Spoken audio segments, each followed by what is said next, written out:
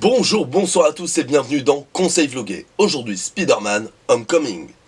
Alors, avant de parler de ce film et avant de dire ce que j'attends du film, je vais faire un petit retour en arrière sur les précédents Spider-Man. J'ai beaucoup aimé la trilogie de Sam Raimi. Le 3 un petit peu moins pour certains aspects comme Venom qui était très bien en soi mais que j'aurais préféré avoir un peu plus dark. Et évidemment la danse comme tout le monde, enfin bref. Rien de bien original à ce niveau-là, j'ai beaucoup aimé les 3 premiers. Je sais pas lequel je préfère entre le 1 et le 2, mais ça se vaut. J'ai beaucoup aimé les Amazing, même si bon, il y a quelques défauts dans le 1, mais ça s'explique par le fait qu'ils aient du rocher. Et le 2 est un peu bordélique à mon goût, mais il passe très bien. Et donc, qu'est-ce que j'attends de celui-ci, qui s'incruste donc dans le MCU? Ben, j'attends un film du MCU, c'est-à-dire un film qui va faire le taf, qui va nous faire marrer, vu que là, il y aura Spider-Man et Tony Stark, genre deux des super-héros les plus drôles de Marvel. Mais je pense pas que ça va être un putain de chef-d'œuvre. Je ne pense pas, par exemple, que ça ira du niveau de celui de Sam Raimi. Même si c'est ridicule de comparer, vu que y en a un, il est plus comics, et l'autre, il est plus ancré dans le réel, par exemple. Mais je pense que ça va être un bon film, qu'on va bien se marrer, qu'on va passer un bon moment, mais je pense pas que ça va être un putain de chef-d'œuvre qui va nous faire dire waouh, ça révolutionne le genre de super-héros.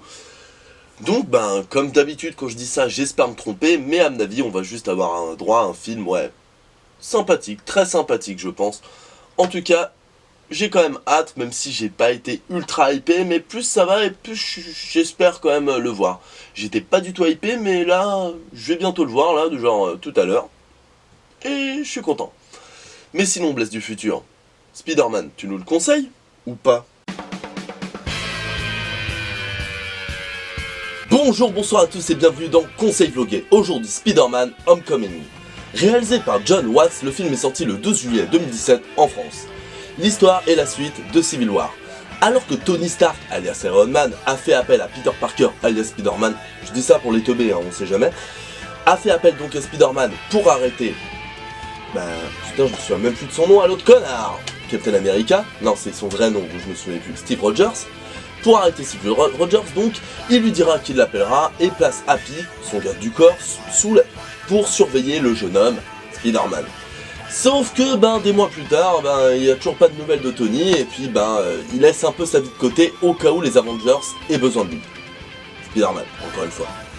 Mais un jour, un méchant apparaît dans le Queens. Ça fait peur. Alors, qu'est-ce que j'ai pensé du film? C'est loin d'être le meilleur Spider-Man pour moi, clairement. Hein. Il est au-dessus du 3, faut pas déconner, mais en dessous des autres. Il est pas mauvais en soi, il y a des bonnes idées, il y a des bons trucs, mais il a pas ce petit truc. Je vais mettre tout de suite le plus gros défaut sur le tapis, comme ça, direct, comme ça, c'est fait.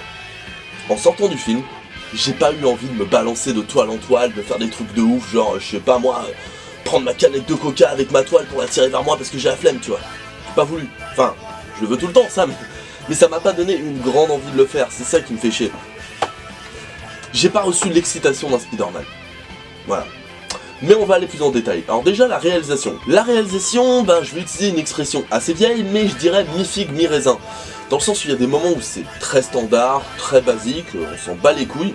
Et il y a des moments plutôt sympas, genre il y a Peter, il est dans le métro, il envoie un message à Happy en mode « Ouais, je suis prêt pour ma prochaine mission, je finis les cours à tout à l'heure, si jamais tu veux m'appeler, il n'y a pas de souci. » Et donc on voit qu'il en a envoyé plein et pas de réponse, des messages, ouais ça c'est important.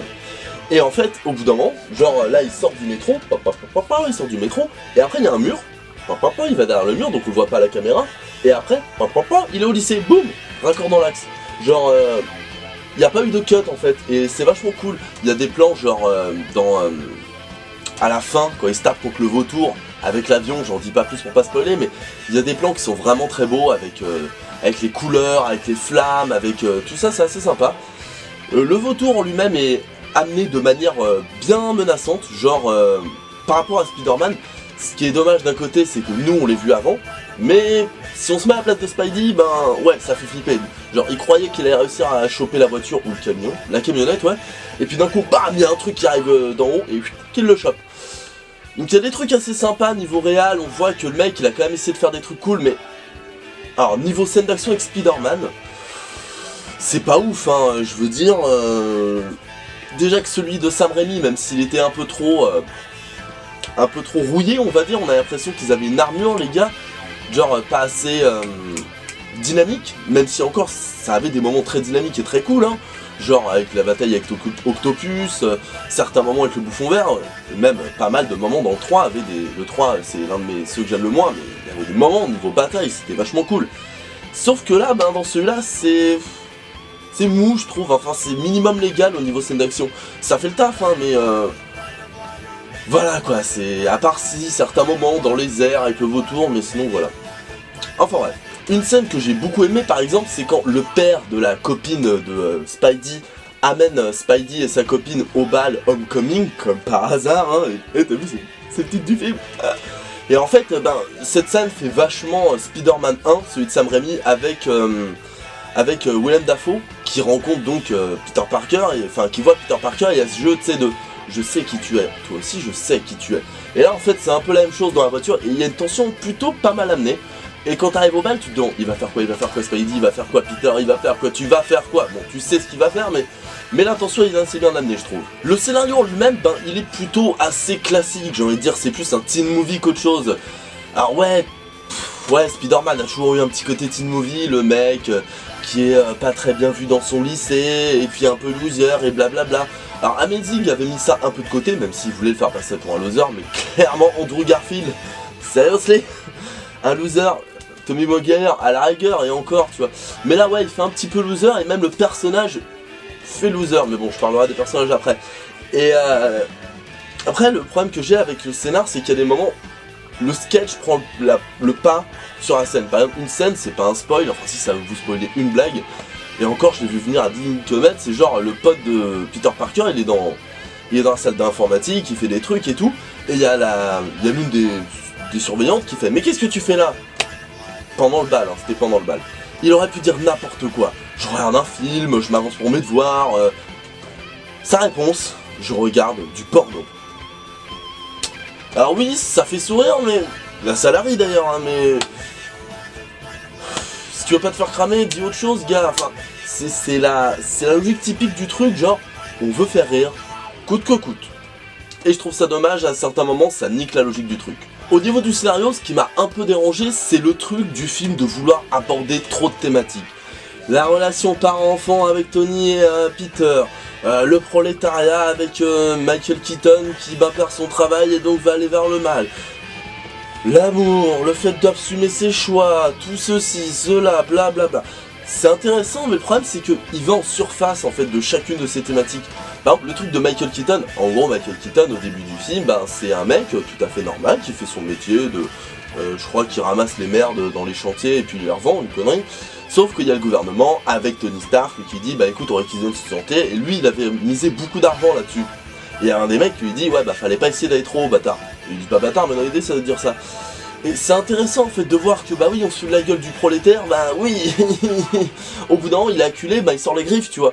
C'est intéressant mais pas assez bien développé, je veux dire. Le début était bien développé, et après les scènes où il y a Peter et Michael qui parlent en mode Michael Keaton le vautour quoi, il dit ouais toi aussi t'es comme moi, on ne prend pas au sérieux. Iron Man ne prend pas Spider-Man au sérieux, d'ailleurs comment il le sait du coup, le vautour, c'est un mystère. Mais bon pourquoi pas, nanana, on prend pas au sérieux, rejoins-nous, tout ça.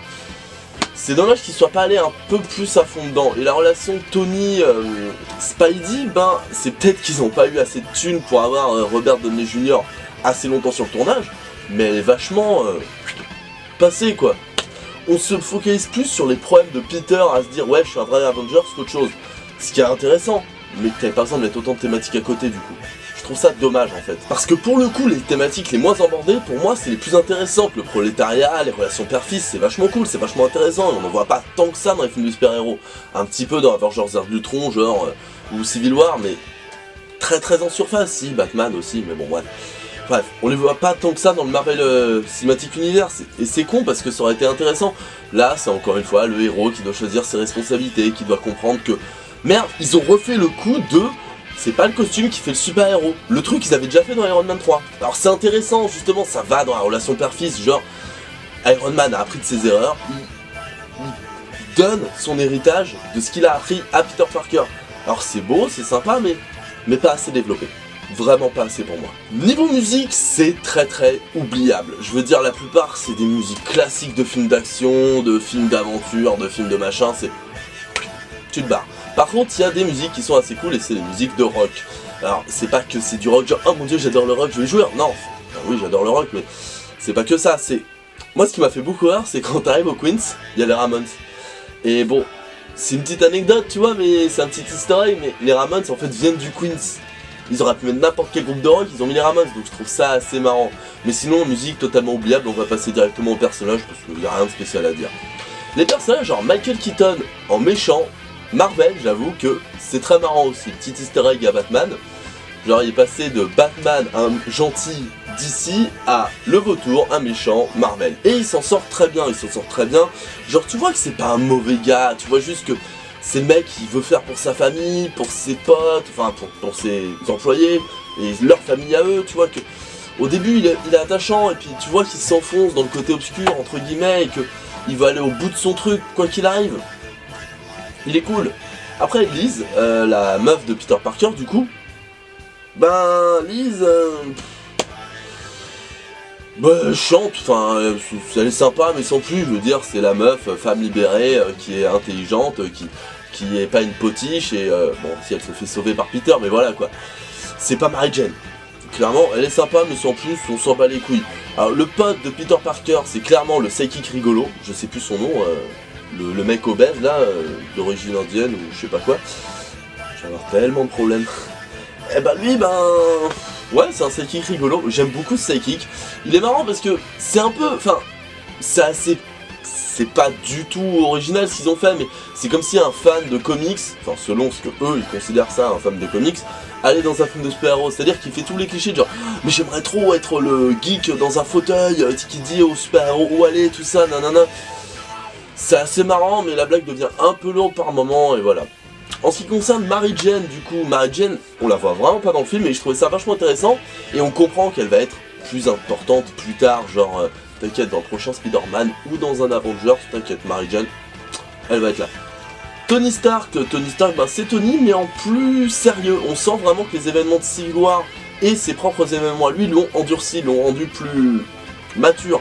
Alors certes, il fait toujours des petites blagues, mais il est pas là pour rigoler, tu vois. Il est là vraiment pour guider Peter. Il a pas trop envie de s'attacher à lui, il met une petite distance quand même, et cette distance, je la trouve un peu trop facilement atténuée, enfin, sans aucune vraie raison quoi, même si on comprend le truc de Tony par rapport aux autres films, mais dans ce film-là, spécialement, voilà quoi, c'est un peu trop facile. Après, Tony est assez intéressant dans ce film, ouais, par rapport à sa maturité, il fait quelques blagues cool, mais voilà, bon, c'est Robert Downey Jr., il claque, voilà, fin. Et maintenant, passons au gros du film. Bah, Tante May, elle est bonne. Voilà, elle est bonne, blague de merde, on passe, elle joue bien, allez, ça dégage. Spider-Man, donc, je n'aime pas ce Spider-Man, je ne dis pas qu'il joue pas bien, il a d'ailleurs des petits airs de Tobey Maguire, des fois, c'est assez marrant, je dis pas qu'il joue pas bien, je dis juste que sa voix en VO est insupportable, il faut même une vanne par rapport à ce film, genre, ouais mais attends, pourquoi t'as une grosse voix, la dernière fois t'avais une voix de fillette, et oui, il a une putain de voix de fillette, en plus c'est la voix d'un personnage d'un animé ou je sais plus quoi, je sais plus du tout, mais, ah je déteste cette voix. C'est pas contre lui, hein, c'est juste moi, je peux pas blairer sa voix. Après le personnage en lui-même, il passe bien, il est sympa, il y a quelques moments Maguire, comme je disais, il a rien qui détonne, il fait pas... Il passe bien, ouais, il y a rien de... Genre, quand tu le vois, tu te dis pas « Mon dieu, mais quel acteur !» Et tu te dis pas non plus « Oh mon dieu, mais quel acteur !» Non, ouais, il passe bien, quoi, rien de spécial. Par contre, je suis pas fan du costume, je sais pas pour vous, mais moi, personnellement, autant celui de Sam Raimi, ça faisait vraiment comics, autant celui de The Amazing, ça faisait très Dark Knight en mode, ouais, j'essaie de donner un truc plus réaliste, entre guillemets, mais alors celui-là, ils ont voulu faire un truc entre les deux, je trouve qu'il fait faux, le costume, qu'il fait fake. Par contre, les utilités du costume sont très cool, genre, en fait, Tony, il a mis un programme dedans, genre, qui lui permet de choisir, par exemple, le truc des boules, le truc des machins, genre, et il y a un mode, d'ailleurs, un mode tué, on va dire, ouais, mode assassinat, qu'on n'a pas vu dans le film, et je pensais que ça allait être un setup playoff, et j'ai l'impression qu'ils l'ont oublié en chemin, en fait, ce mode assassinat. C'est dommage. Après, il y a quelques trucs cool avec le costume, hein, je vais pas tout vous dire, mais genre, il y a un mode taser, genre, la toile devient électrique. Voilà, des trucs sympas, et une voix un peu comme Jarvis. Donc on n'a plus Jarvis, mais on a la voix, ce qui est plutôt sympa. En fait, un truc qui est à la fois très intéressant et qui m'a beaucoup frustré dans le film, c'est que Peter fait plus de conneries qu'autre chose. Et c'est assez chiant en fait, parce que j'ai plus l'impression de voir un épisode de dessin animé, quoi, genre...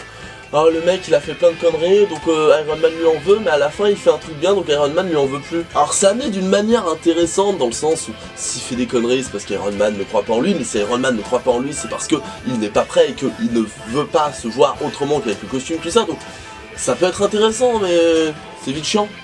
Hein? C'est vite chiant. Ouais. Pour moi, ce film souffre, et je vais conclure avec ça, avec 2-3 petits trucs de merde que je vais dire après, hein. Mais pour moi, ce film souffre vraiment d'être déjà une collaboration Sony, Columbia, Marvel, qu'ils avaient tous un truc différent avec, et je sais pas ce qu'ils ont foutu, mais il souffre d'être voulu être pour les enfants. Je veux dire, ça se sent tellement que c'est pour les ados, les enfants, les trucs comme ça, et c'est un problème qui fait que on ne peut pas tous se mettre dedans à fond. Encore une fois, moi je suis sorti du film, je me suis pas dit je veux être Spider-Man. Je me suis dit